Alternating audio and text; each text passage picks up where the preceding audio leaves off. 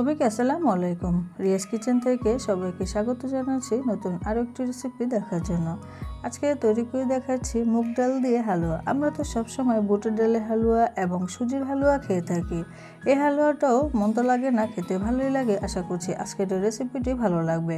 ভিডিওটি যে যেখান থেকে দেখছেন আমার ইউটিউব চ্যানেলটিতে সাবস্ক্রাইব করে পাশেই থাকবেন। চলে যাচ্ছি আমি পুরো রেসিপিতে। আজকের এই মুগ ডালের হালুয়া তৈরি করার জন্য আমি এখানে 1 কাপ পরিমাণে মুগ ডাল নিব, তবে মুগ ডালগুলো আমি একটু ভেজে নিব। তো এখানে 2 কাপ পরিমাণে আছে, আমি সম্পূর্ণটুকু ভেজে নিব, বাকিটা রেখে দেব। তো চুলা জালটা মিডিয়ামে রেখে অনবরত এভাবে নেড়ে চেড়ে খুব সুন্দর একটি কালার এবং ফ্লেভার আসার আগ পর্যন্ত ভেজে নিতে হবে। আমার এই ডাল কিন্তু ভাজা হয়ে গিয়েছে, কালারটাও সুন্দর এসে গেছে এবং খুবই সুন্দর একটি সুঘ্রাণও বের হয়ে গিয়েছে। অতিরিক্ত গরম ভাবটা যখন চলে যাবে তখন এখান থেকে আমি 1 কাপ পরিমাণে ডাল নিয়ে নিচ্ছি, আর এই ডালটা দিয়ে আজকে হালুয়া তৈরি করব।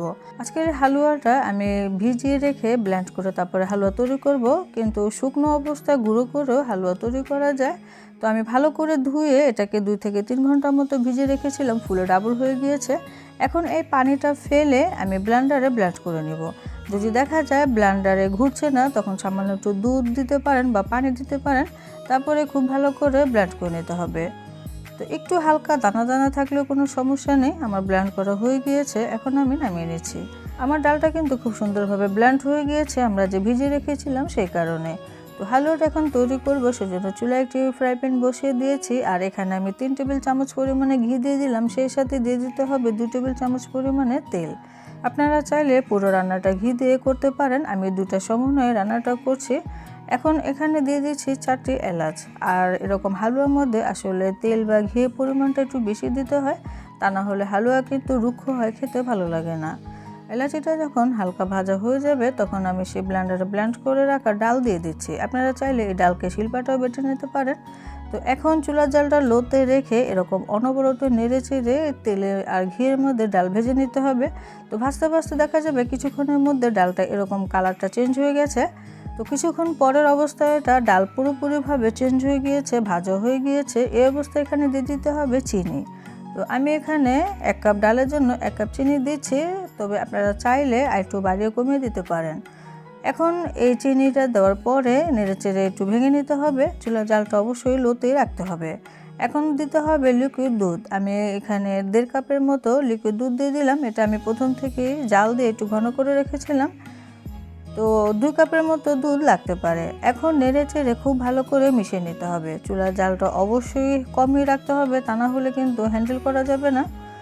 তো এরকম একটি হ্যান্ড উইক্স দিয়ে আমি খুব ভালো করে নেড়ে চেড়ে মিশিয়ে নিলাম। এখন দিয়ে দিচ্ছি সামান্য একটু লবণ। লবণটা না দিলে আসলে মিষ্টি জিনিসটা খেতে ভালো লাগে না। সামান্য একটু ফুড কালারও দিয়ে দিচ্ছি, তবে এটা পুরোপুরি অপশনাল, আপনারা চাইলে এটা স্কিপ করতে পারেন। সেই সাথে আমি এখানে দুধের সর জমেছিল সেটা দিয়ে দিলাম। আপনারা চাইলে এখানে ডানো ক্রিমটা ব্যবহার করতে পারেন।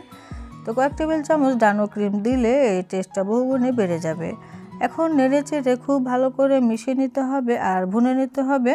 তো চুলার জালটা অবশ্যই কমিয়ে রাখতে হবে। তো নেড়ে চেড়ে খুব ভালো করে মিশিয়ে নিয়েছি, কালারটাও কিন্তু বেশ সুন্দর এসেছে।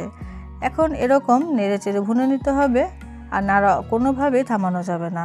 হালুয়া শুধু এরকম নাড়াতে একটু কষ্ট, তা না হলে কোনো কষ্ট নেই। এই পর্যায়ে এখানে আমি কিছু বাদাম কুচি দিয়ে দিচ্ছি। এখানে কাঠবাদাম, কাজু বাদাম, পেস্তা বাদাম এবং কিছু কিশমিশও দিয়ে দিলাম। তারপরে আবার এরকম ভুনে নিতে হবে। যখন দেখা যাবে ফ্রাই প্যান থেকে হালুয়াটা ছেড়ে দিয়েছে তখন বুঝতে হবে আমাদের হালুয়া পুরোপুরিভাবে রেডি। তো এখানে আমি আরও 2 টেবিল চামচের মতো ঘি দিয়ে দিলাম। আমার এই হালুয়া কিন্তু হয়ে গিয়েছে। তো আপনারা যদি এরকম নরম খেতে চান তাহলে এই অবস্থায় নামিয়ে নিতে হবে। আর যদি এই হালুয়াকে বরফি শেপ দিতে চান তাহলে এই হালুয়াকে হবে না, এটাকে আরও ভুনে নিতে হবে। ভুনে নিয়ে এটাকে আরেকটুখানি টাইট করতে হবে যেন খুব সুন্দরভাবে বরফি হয়। তো আমি আরও কিছুক্ষণের মতো জাল দিয়ে নিয়েছি, এটা প্রথম থেকে আরেকটুখানি টাইট হয়ে গিয়েছে। এখন আমি হালুয়াটা নামিয়ে নেব। আমার হালুয়া হয়ে গিয়েছে। তো আমি আজকে এরকম একটি মোল্ডে দিয়ে দিচ্ছি, আর সামান্য একটু ঘি ব্রাশ করে নিতে হবে যেন খুব সুন্দরভাবে উঠানো যায়। তো কিছুটা দিয়ে এরকম একটু চেপে চেপে দিতে হবে যেন নিচে যে ডিজাইনটা আছে সেটা খুব সুন্দরভাবে সেট হয়। তো আমি এখানে পুরোটা দিব না, বাকিটুকু এই ডিশের মধ্যে সেট করব। তো ডিশে সামান্য একটু ঘি আমি মেখে নিলাম, তারপরে বাকি হালুয়াটুকু দিয়ে এরকম চেপে চেপে দিতে হবে। তারপরে এখানে আপনারা পছন্দ অনুযায়ী ড্রাই ফ্রুটস দিতে পারেন। আমি এখানে বাদাম দিয়ে দিচ্ছি, আপনারা চাইলে এখানে কিশমিশটাও দিতে পারেন। তারপর এটাকে কিছুক্ষণের মতো রেস্টে রেখে দিতে হবে। মানে পুরোপুরি যখন ঠান্ডা হয়ে যাবে তখনই এই বরফি শেপে কেটে নিতে হবে। তো আমি প্রায় ঘন্টাখানেকের বেশি হবে রেখে দিয়েছিলাম, ঠান্ডা হয়ে সেট হয়ে গিয়েছে। এখন আমি তুলে নিচ্ছি। তো ফুলের শেপের হয়েছে, দেখে নিশ্চয়ই বুঝতে পারছেন, দেখতে কিন্তু বেশ সুন্দর। এখন এই ডিশেরটাও কেটে নিচ্ছি, যার যার ইচ্ছে মতো যে কোনো সাইজে বা যে কোনো ডিজাইনের আপনারা কেটে নিতে পারেন। তবে আমি আজকে স্কোয়ার শেপে কেটে নিচ্ছি। আর এই হালুয়াটা শুধু খেতেও ভীষণ মজা, আর যে মিষ্টির পরিমাণটা আছে এটা শুধু খেতে বেশি ভালো লাগবে।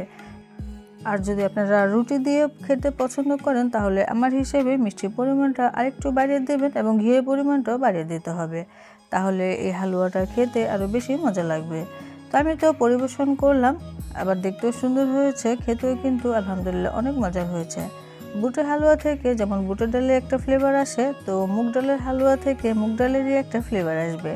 আপনারা অবশ্যই তৈরি করবেন, আর তৈরি করলে কমেন্টে জানাবেন আপুর এই রেসিপিটি কেমন হলো। সবাই অনেক বেশি ভালো থাকবেন, বিদায় নিচ্ছি, আল্লাহ হাফেজ।